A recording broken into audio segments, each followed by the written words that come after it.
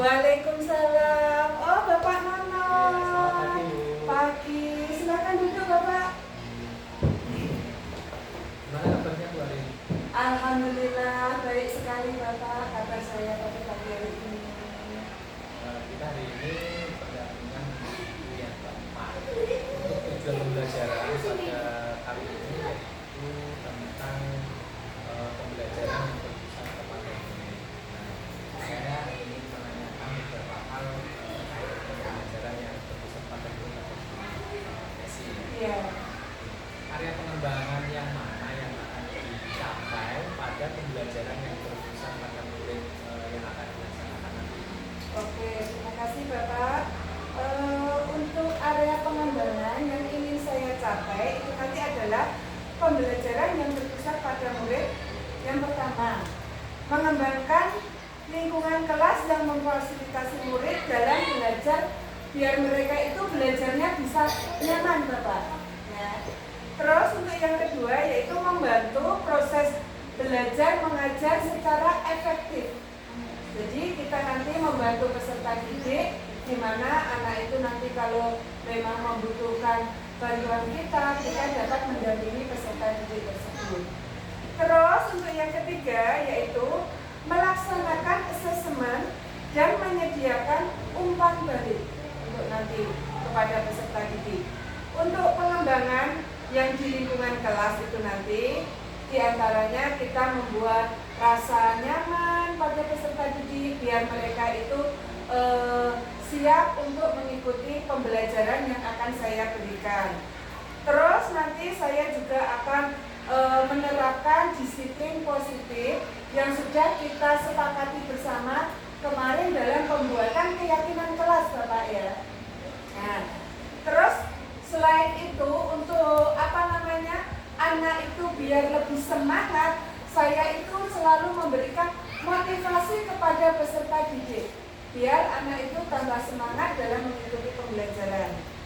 Terus untuk membantu proses belajar mengajar yang efektif itu, saya melakukan pembukaan kelas secara menyenangkan untuk peserta didik. Jadi bukan hanya salam dan doa dan sebagainya, tapi kita buka dengan ice breaking, ya bisa berupa tepuk, kita bisa kasih lagu-lagu biar anak itu lebih siap. Selain itu saya juga melakukan teknik stop, Bapak. Ya, ada teknik stop yaitu mindfulness. Anak itu nanti belajar meditasi secara sederhana untuk menyiapkan anak dalam proses pembelajaran. Terus selain itu saya juga menyiapkan strategi pembelajaran agar anak tersebut tidak bosan dalam mengikuti pembelajaran yang saya berikan. Di antaranya saya memanfaatkan teknologi IT, bukan hanya dari buku-buku saja, tapi kita tampilkan dari video-video pembelajaran itu untuk anak-anak. Terus selain itu yang ketiga melakukan asesmen atau umpan balik. Jadi setelah nanti anak melakukan pembelajaran, kita lakukan umpan balik kepada peserta didik tersebut. Kira-kira apa saja yang sudah didapat dari pembelajaran pada hari ini. Terus kira-kira kekurangannya itu apa? Anak-anak itu sudah paham apa belum atas pembelajaran yang saya berikan. Itu Bapak yang saya pengembangannya. Bagus sekali Bu, area pengembangan. Kalau saya boleh katakan tadi ya, itu Bu Ani ini mengembangkan bagian lingkungan kelas yang memfasilitasi murid belajar secara nyaman. Di situ kabarnya ada komunikasi yang positif, kemudian ada pemberian motivasi, kemudian ada kenyamanan lingkungan belajar untuk kebutuhan belajar. Sedangkan yang kedua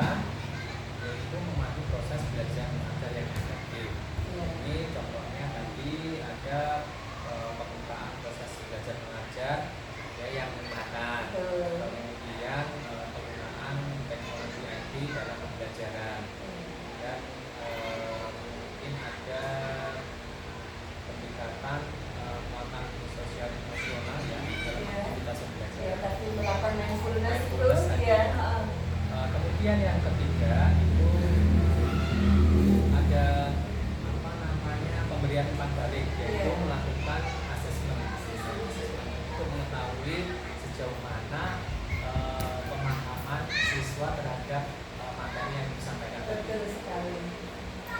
Nah, selanjutnya Bu, strategi apa yang akan dipersiapkan untuk melaksanakan pembelajaran yang berpusat pada murid nanti? Baik, untuk strategi yang saya berikan kepada peserta didik ya, biar pembelajaran itu bisa berpusat pada peserta didik dan juga bisa memenuhi kebutuhan dari peserta didik tersebut ya Bapak. Itu nanti saya melakukan pembelajaran berbasis proyek, itu yang pertama. Di mana saya nanti akan melibatkan peserta didik dalam proyek yang lebih relevan dengan dunia nyata. Jadi di mana mereka dapat menyelesaikan masalah secara kolaboratif. Ya, jadi nanti anak itu bisa berkolaborasi dengan temannya di kelas. Itu untuk yang pertama. Terus untuk yang kedua, yaitu pembelajaran itu berbasis masalah. Di mana saya nanti akan memberikan masalah yang autentik, yang memerlukan pemikiran kritis. Jadi anak itu nanti dapat menyelesaikan masalah dari pembelajaran yang saya berikan tadi.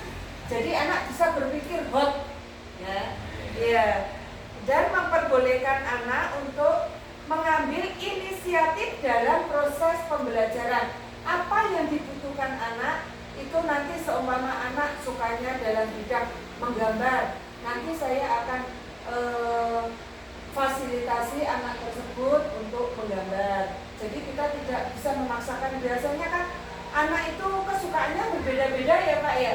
Ada yang suka menggambar, ada yang bahkan suka mendengarkan saja, ada yang suka melihat video, dia itu suka mencermati. Nah, itu nanti akan saya fasilitasi untuk peserta didik tersebut. Terus, yang ketiga, yaitu saya akan menggunakan teknologi Bapak ya. Pemanfaatan alat digital untuk meningkatkan interaksi dan keterlibatan murid seperti aplikasi pembelajaran atau platform kolaboratif. Jadi untuk penggunaan teknologi ini nanti saya sudah sediakan laptop, proyektor, dan kebetulan di sekolah kami juga wifi-nya lancar Pak. Jadi kita tetap gunakan untuk teknologi karena di era digital ini anak-anak bukan hanya pembelajaran dari buku saja ya, tapi kita itu bisa belajar dari YouTube ya, dari konten-konten kreator itu banyak sekali Pak. Jadi kita fasilitasi anak tersebut bisa nanti juga kadang Pak saya juga memperbolehkan anak itu membawa HP, tapi tidak setiap hari, nanti pada pembelajaran tertentu saja untuk anak-anak. Terus untuk selanjutnya yaitu kolaborasi antar murid, di mana anak-anak tersebut ya dapat mendorong kerja dalam kumpulan dan perbincangan, yaitu membantu murid belajar dari antara satu dengan yang lainnya. Nanti ada murid yang kira-kiranya lebih pandai, ada anak yang sedang, ada anak yang kurang, itu nanti saling membantu. Jadi bukan hanya anak itu yang pandai-pandai saja. Jadi mereka itu nanti juga membantu saya Pak, bisa jadi tutor teman sejawat ya Pak ya. Iya. Sekarang kan anak-anak itu bukan hanya dari guru saja ya. Kita itu belajarnya bisa dari lingkungan. Terus bahkan temannya yang lebih pandai dari anak tersebut kita jadikan tutor untuk membantu temannya yang belum bisa. Nanti kalau saya sendiri yang melakukan, saya ya agak kelelahan. Jadi saya itu memanfaatkan anak-anak yang sudah pandai dalam bidangnya untuk membantu anak yang kurang menerima pembelajaran yang saya berikan. Itu Bapak dari saya. Oke, bagus sekali itu strateginya yang akan dilaksanakan. Kalau saya bilang pribadi ya, yang pertama tadi berkaitan dengan pembelajaran yang berbasis pada proyek. Kira-kira proyek apa yang akan dilaksanakan pada pembelajaran kali ini?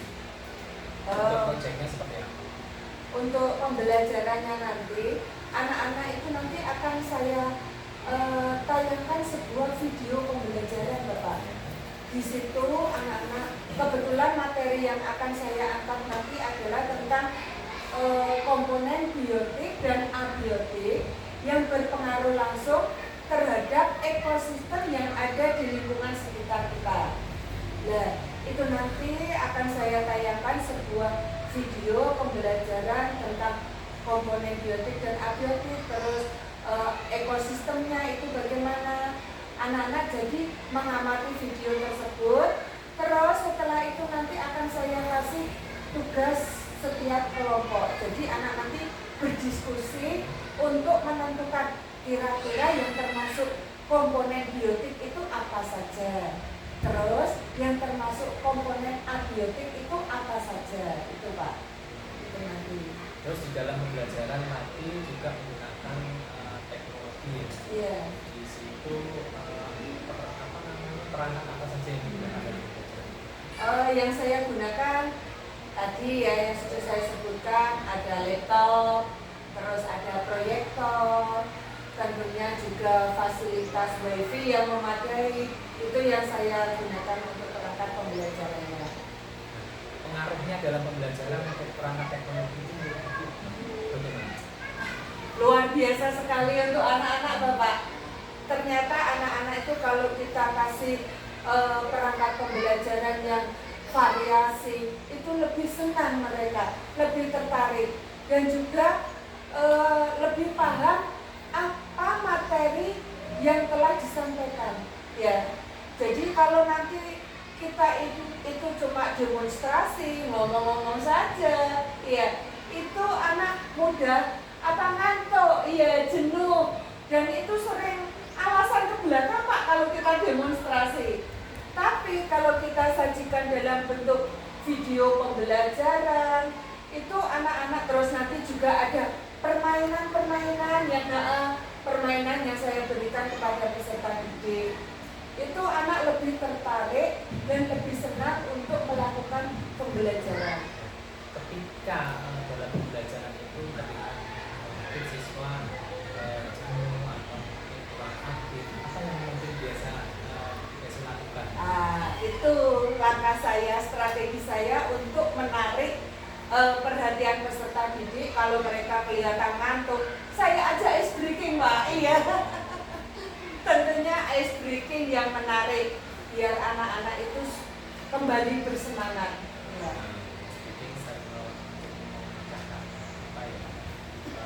Suasana ya? Iya, betul sekali. Suasana itu. Nah, tadi kan kegiatannya nanti kan berkelompok, berarti kolaborasi. Nah, kira-kira dalam kegiatan pembelajaran nanti menurut Ibu itu kolaborasi pembelajaran individu itu lebih cenderung lebih baiknya mana? Kalau individu kan anak itu berpikir sendiri ya Pak ya. Tapi kalau berkelompok itu anak itu saling memberikan masukan-masukan, ya kira-kira ini yang benar, ini yang benar. Jadi itu ada perbedaan pendapat dari mereka, itu hal yang wajar. Saya suruh tulis saja tidak masalah. Nanti kan di akhir dalam setelah melakukan kolaborasi itu nanti anak-anak kan presentasi. Nah di situ nanti anak-anak itu memberikan umpan balik kepada temannya, terus kepada guru, dan saya nanti memfasilitasinya.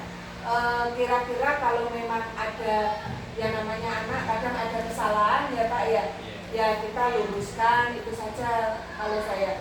Tapi untuk hasil penemuannya itu peserta didik sendiri itu yang menemukannya, dan perbedaan dari peserta didik itu nanti tugas saya sebagai guru untuk meluruskannya, kira-kira yang sesuai itu yang mana. Pada saat di akhir presentasi ya, itu peran anak-anak yang kelompok lain itu bagaimana? Kelompok lain maksudnya seperti apa? Kalau kelompok saya itu murid saya kan 13 ya Pak ya, itu sudah saya lakukan asesmen awal. Itu anak yang kategori anak yang apa namanya kinestetik, auditori, itu kan sudah kelihatan ya. Nah itu nanti anak-anak kan sudah saya kelompokkan setiap sesuai dengan karakteristik dari peserta didik tersebut. Dan nanti ketika anak yang satu kelompok ini presentasi, anak yang lainnya itu memperhatikan. Nah, memperhatikan. Nanti ketika yang sudah presentasi, itu nanti kelompok lain bisa menanggapi. Iya, terus bisa menambah kekurangannya tersebut. Itu untuk kelompok yang lain. Jadi lebih hidup, Iya, aktif gitu ya. iya. Nah itulah Bu yang disebut dengan pembelajaran yang berpusat kepada murid. Jadi memang aktivitas pembelajaran itu murid itu lebih banyak ya dibandingkan dengan bapak ibu guru. Di bapak ibu itu hanya sebagai fasilitator. Fasilitasi apa saja yang dipakai atau yang digunakan pada saat pembelajaran oleh murid. Nah sehingga murid-murid nanti bisa berkembang, bisa lebih aktif dan berkembang, sehingga materi yang diajarkan itu bisa terserap. Iya. Mungkin itu Bu untuk sesi observasi pra-observasi di ini.